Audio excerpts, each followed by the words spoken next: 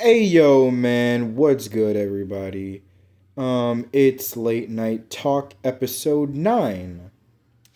And haven't, made one of these in about a few days. I kind of, of course, maybe I wouldn't quite say crashed out, but kind of, spazzed out a little bit in that video and said some things, but fact of the matter is I meant them.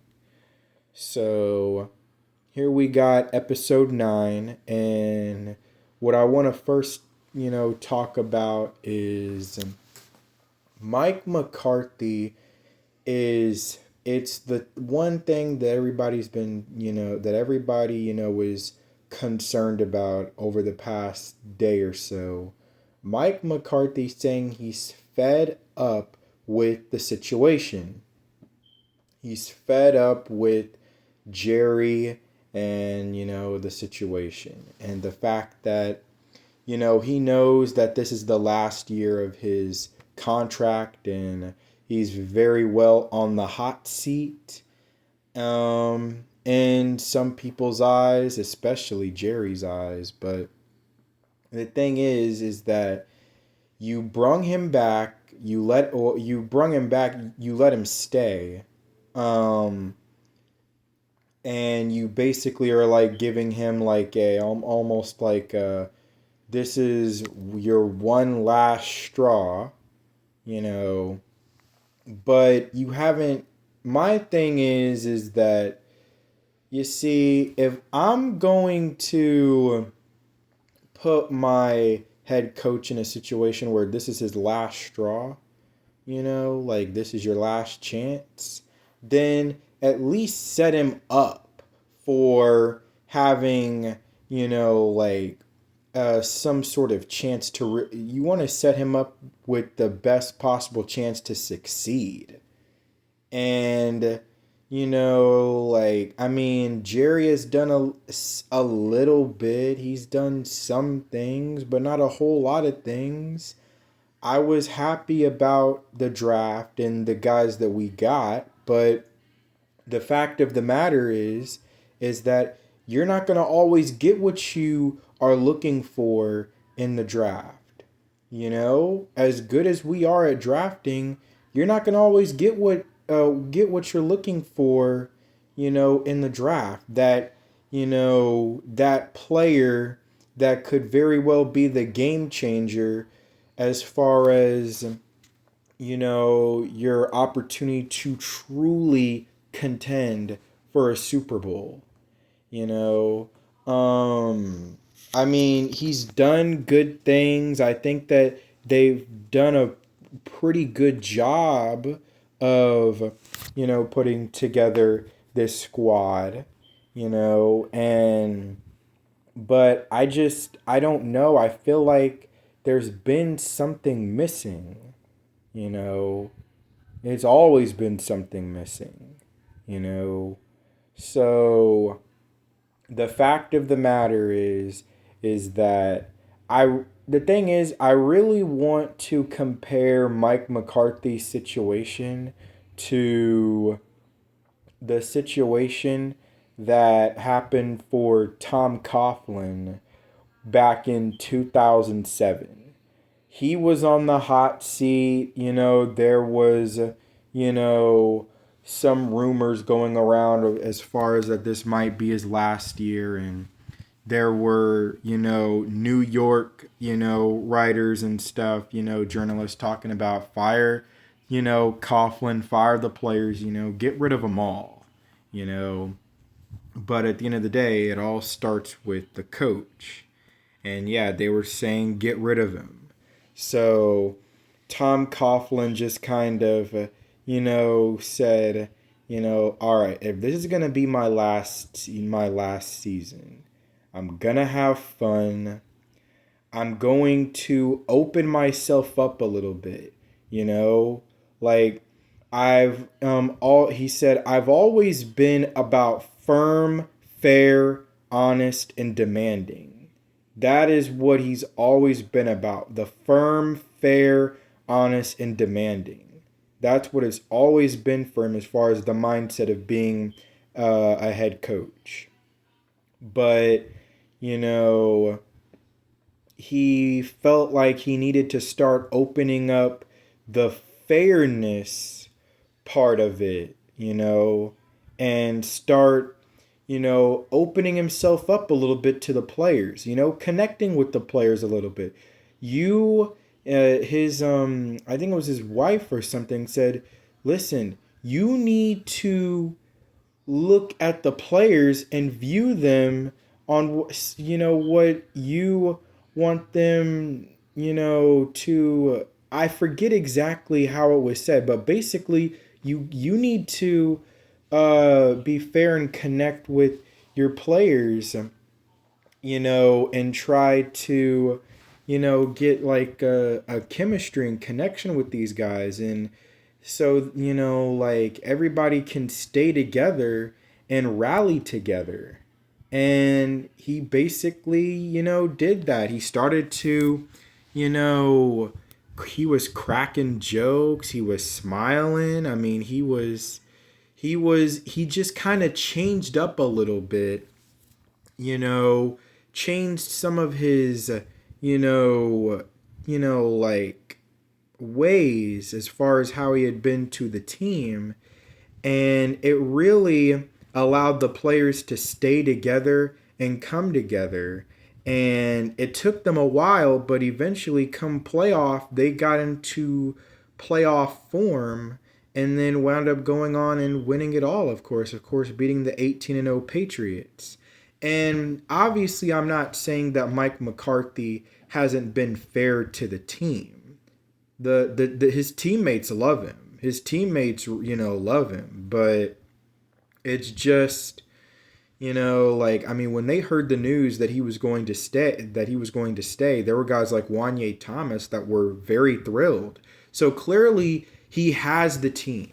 He certainly has not lost the team.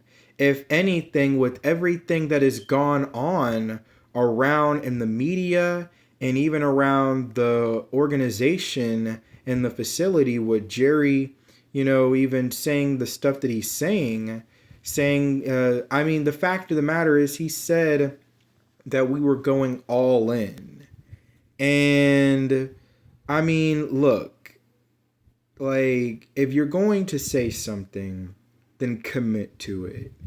And maybe he's all in on the UFL players, but as far as the as well and established players that were out there in free agency, he didn't really go after them. And I would have liked to have gotten one of those, like shiny, looking running backs like a Josh Jacobs, There were some saying Derrick Henry, but I really wanted Josh Jacobs, to be honest with you, because he's younger, more explosive than Derrick Henry is. I didn't want Saquon because he would have been way more expensive, and he's had injury, issues, not just this year, but before in the past. So I didn't want to take a risk on that. I really wanted Josh Jacobs, and I thought that we had a great chance of getting Josh Jacobs if we would have tried to make a move and try to make it happen, but we didn't make it happen. I felt like that running back was really one thing that we definitely needed, that we needed to get in free agency. And then we could have moved around, other things as far as some of the players that we had already on our roster, and then try to, load the clip on certain areas of our team. But we didn't do that. And so all draft, it was about what running back are we going to take? What running back are we going to take? And then we wound up not getting a running back at all. We wound up signing Ezekiel Elliott. Now, okay, the running back situation, we'll get more on that later. I'm going to save that for the end. But the fact of the matter is, is that no, Jerry didn't, like really set Mike McCarthy up for the best situation, this off season. Not the best, not the worst, but definitely not the best situation as possible. But, you know, like I look at it as, look, if there's something that Mike McCarthy needs to do to change some of his ways and what he's been doing in the locker room, again, I don't know what else he could possibly change because the players, they love him, but obviously the owner, the boss is not as pleased with Mike McCarthy as the players are. And unfortunately, it is what it is. Like, I wish that the players had more, power and more say so in certain things. But, and be like, hey, look, Jerry, Mike McCarthy is the right guy for the job. He is the guy who can take us there. You need to do your part and maybe bring in a couple more pieces that we desperately need, like a running back. But it is what it is. Like I think he's doing his part. You need to do yours. You need to do your due diligence. And he just hasn't done it to the fullest the fullest maximum. And it's very frustrating. You know? Like I don't think we even needed a whole lot, really to build this team through free agency. We didn't need a whole lot. All I asked for was one thing, and that was give me a big time running back out of that free agency running back, Martin. Just give me one. And I thought for certain that Josh Jacobs could be a really good candidate. But they wouldn't budge. Jerry wouldn't budge. Steven wouldn't budge. They wouldn't, try to make a move and see if they wanted to pay him. It is what it is. But, like, the fact of the matter is, look, we'll see how it all boils down. We'll see how this all goes down. The fact of the matter is that I felt like all we really needed was that big time running back. And that was really all we needed. But, Jerry and Steven just didn't. They didn't want to, really, they didn't want to play ball. They didn't want to really do much of anything with that. Now they signed Eric Kendricks, a very solid, linebacker in the NFL, something that I did think was maybe another need that we needed, which they did take care of that. And they took care of it even more with a younger, more promising and faster linebacker in the draft, and Maris Louis-Fowl. But they just didn't get that running back. So Mike McCarthy, listen, I might have thought some things about Mike McCarthy, some negative things about Mike McCarthy after that playoff loss to Green Bay myself. But the fact of the matter is we got to look at the bigger picture, and that, Mike just, you got to give him just enough to work with. You got to give him enough to work with. And I think that getting Josh Jacobs would have been enough for him to at least be able to work with. You get that running back that can help you out in the running game. Not just with getting an offensive line. You need that explosive running back that can be able to break away and break big plays for you. So, I mean, it is what it is. Mike McCarthy, like has been done, pretty well for us, over the past few years. It's just that some things that are out of his control that I mean, what more can he do? I mean, the dude said himself, "I've done everything that I possibly can." And it's just, it's frustrating, Like he's very fed up. And you know what? I'm fed up, but fact of the matter is that everything that's being said, all that's going on, behind closed doors and even outside of, the doors, I think it's not going to do anything more than, but it's not going to do anything more than, you know, it's not going to do anything more than just have Mike McCarthy grow even closer and closer with the team. All right. And I am having a hard time talking. My apologies. But yes. All right. Like with everything going around in the media and everything, this isn't going to do anything but allow Mike McCarthy to grow even closer and closer with the team. And want them to feel like, look, all right, we're going to do everything that we possibly can, Mike, to make this happen because we want to do this for you because you've done everything that you can, and even if other people disagree and criticize some things, that's them. But we're going to, absolutely go out here and this year and we're going to do it for you. All right, we're doing it for you. We're not doing it for Jerry. We're not doing it for anybody else. We're doing it for you. And more importantly, we're doing it for each other. And of course, you included.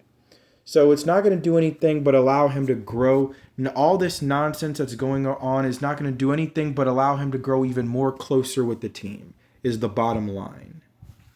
Now, another, topic of discussion that I want to, discuss is I want to talk about, some of the, like how the outcome could very well go for certain teams in the NFL this year. Now, I'm only going to talk about one in particular.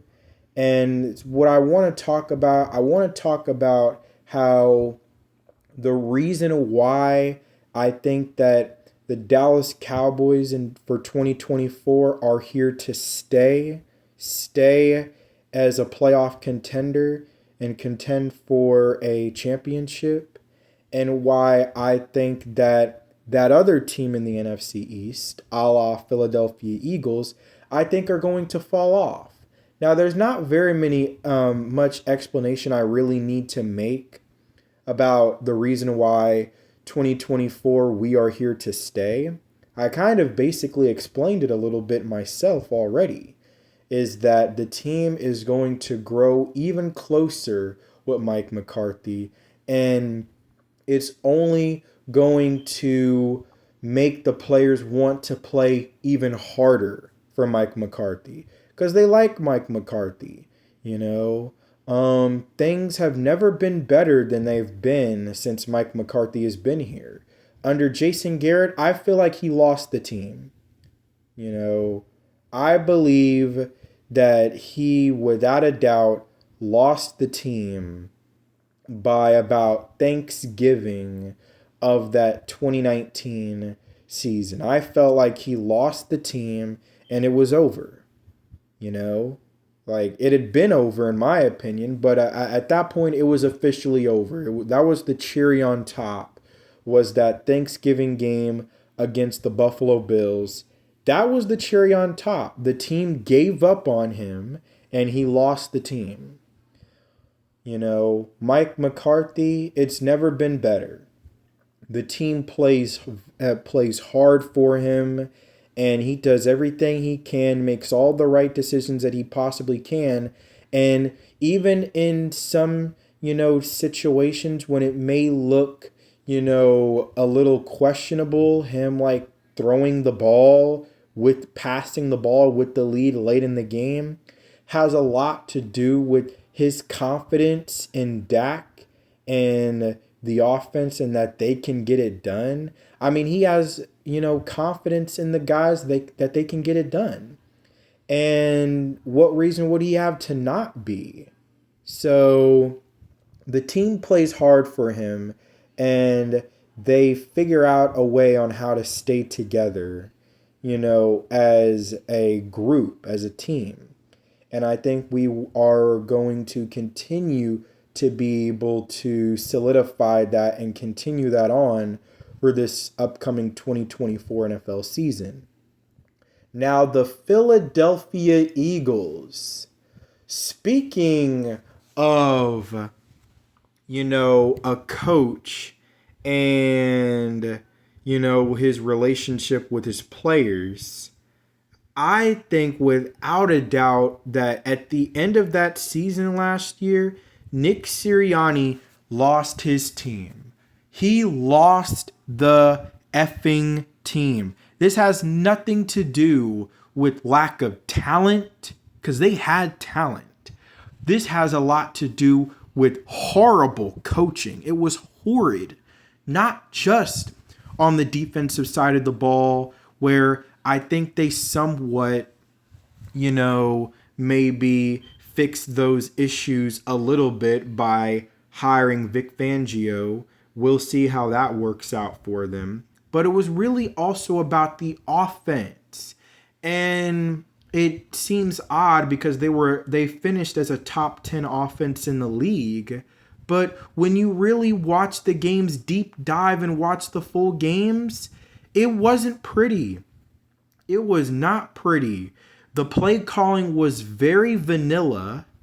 They were living and dying by the 50-50 ball really most of the season, especially the quarter pole of the season. They were living and dying off the 50-50 ball and the QB sneak with Jalen Hurts. They were living and dying off of that stuff. Well, not the QB sneak.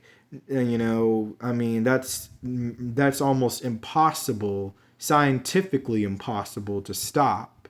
But the quarterback keeper, where they would run those QB draws or stuff like that, it was so vanilla. And Kellen Moore, it doesn't get any more vanilla than Kellen Moore.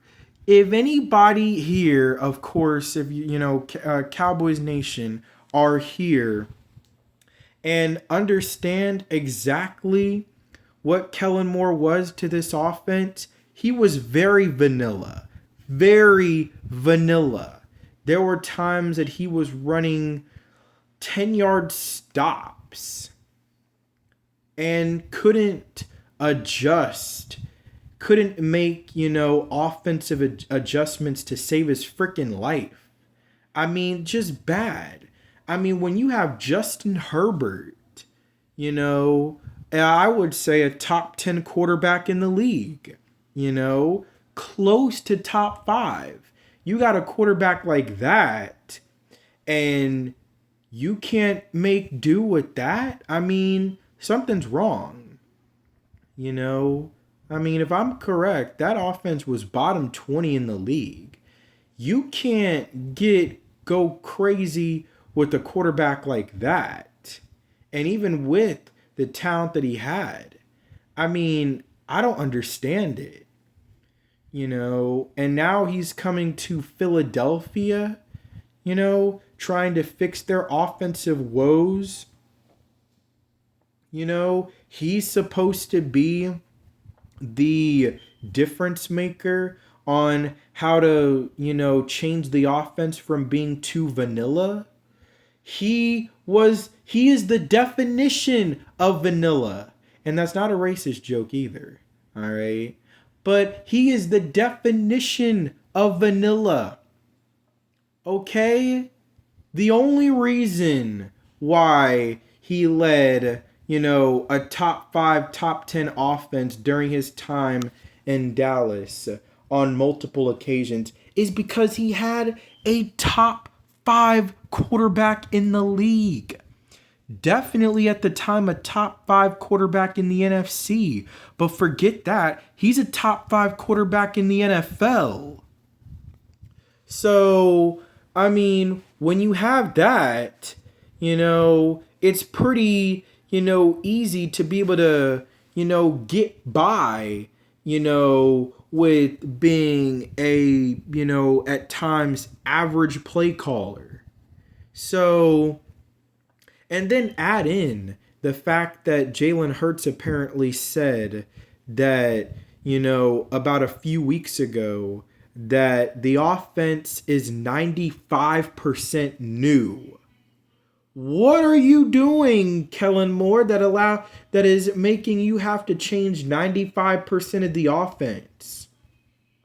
Like, are you trying to change the offense and trying to use more RPO schemes, read options and quarterback runs because now you have a quarterback that can run? Is that what you're doing? Like, I don't know why you're trying to change 95% of the offense, but you're certainly not helping your quarterback in Jalen Hurts. That's for sure.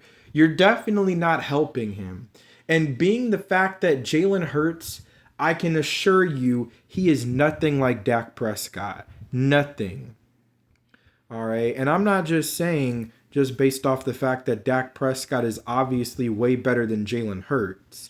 I mean, they're different quarterbacks in the fact that Dak Prescott has far better, football IQ than Jalen Hurts. And he also has he's a quicker learner than Jalen Hurts. Dak Prescott, in his first year of a new offense with Mike McCarthy and his offensive playbook and his scheme calling the plays, Dak Prescott threw for over 4,500 yards and led the league with 36 touchdown passes. I've said this on multiple occasions. You've heard multiple Cowboy content creators mention this. His first year of a new offense, he led the league in touchdown passes, man. He is a very quick learner of an offense. Jalen Hurts is not the kind of guy that I can look at that way. He is the kind of quarterback that I feel like he has some liabilities as far as the mental aspect and ability to learn an offense. That's why you need a guy who can be able to utilize him and utilize some of his athleticism, and mainly, create an offense that can allow him to heavily rely on his athleticism, and that's really just the kind of quarterback that he really is. He's kind of like a Trey Lance, but obviously at a way, way larger scale because Trey Lance hasn't done very much, but they're kind of the similar type of quarterback as far as their build, and some of their strengths and some of their weaknesses. But either way, yes, they are different quarterbacks, and Jalen Hurts is a guy that he is the last quarterback that you would want, one of the last at least, that you would look at as a guy who can, the offense is almost completely turned the page. We're changing 95% of the offense. Jalen Hurts, I want you to learn this completely different offense. Can you do it? I don't think he can. All right, or at least not right away. That's for sure. Not right away. It might take him almost the whole year to learn the offense, if you ask me. So, and then you got Saquon Barkley, who I know he wasn't in the best situation in New York, but he also wasn't also, didn't always have perfect attendance either. He had injury prone issue. He's had injury prone issues at times in his career. So there's no guarantee that he's going to stay healthy. you know? And then Jason Kelsey retires, so you lost your center. I don't know who their new center is going to be, but now you got a new center and a new offense with the quarterback that's probably not going to be able to learn it until near the end of the year. So, yeah, and add in the fact that I think Nick Sirianni might have lost the team. Like, the Eagles are in trouble. They are in trouble. Like Taylor Swift. That one Taylor Swift song. All right? Trouble. So, I mean, look, man, that's basically my take on that and my evaluation, my explanation on why, I believe that the Eagles could very well fall off. I'm not guaranteeing anything, but they could very well potentially fall off this year just based off of the things that we're seeing. And then the last thing that I want to talk about is the running back room. We've already talked about this on maybe a couple of occasions. Zeke talking about, how the running back room and is it going to be a running back, by committee, and them asking him, of course, does he value himself still as a starter in this league? And of course he's going to say yes. And who wouldn't say that they don't value themselves as a starter in this league? I would think that probably 99% of the league would answer, yes, I view myself as a starter in this league. I mean, Kadarius Toney during Super Bowl Media Day, when they asked him, do you view yourself as the best wide receiver in the league? And he said, yeah, if I get the ball, then yeah. I mean, of course he's going to say that. What person wouldn't say that about themselves? You got to have some confidence, say, no, I don't view myself as a starter. Who would ever say that? But yeah, basically what I want to say is that, look, I don't know about y'all, but we all know that this running back room is not solidified. Between now and the end of summer, either Miles Sanders is going to get cut by the Carolina Panthers and will pick him up as a free agent, or we might trade for Dameon Pierce, the running back for the Houston Texans. Dalvin Cook is not off the table either. But I want a younger, guy. So Miles Sanders or Dameon Pierce would, be the ones that I want as far as guys that we have a high possibility of getting and a high possibility of making a move on. So, like, this running back room is not solidified. Those are one of the few options that I can see us doing is, is if Miles Sanders gets cut between now and the end of summer, then, then we might, pick him up, or we'll trade for Dameon Pierce. But I can assure you that Jerry and Steven's vision is not Rico Dowdle and Ezekiel Elliott splitting carries between one another. I can assure you that that is not the vision that they want. Zeke is a short yardage back. He's a situational back, but he's not going to split carries. All right. So we definitely have somebody waiting in the wings that we're trying to make a move with, that we're going to have split carries and actually be the one that we use for, because it is a running back by committee. It is. But I don't think that Ezekiel Elliott is going to be a part of the running back by committee that way.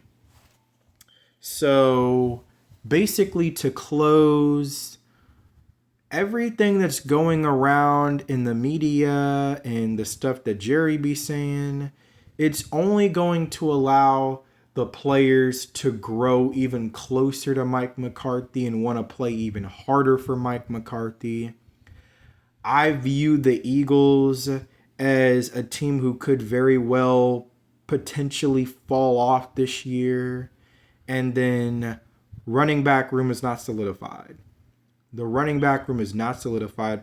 We're going to make a move before either preseason or training camp.